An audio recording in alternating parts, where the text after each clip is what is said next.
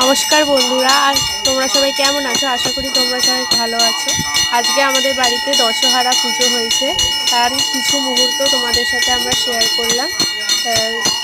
ভিডিওটা যদি ভালো লেগে থাকে তাহলে তোমরা লাইক, কমেন্ট, শেয়ার অবশ্যই অবশ্যই সাবস্ক্রাইব করবে। আর ভিডিওটা অবশ্যই শেষ অবধি দেখবেন। ধন্যবাদ।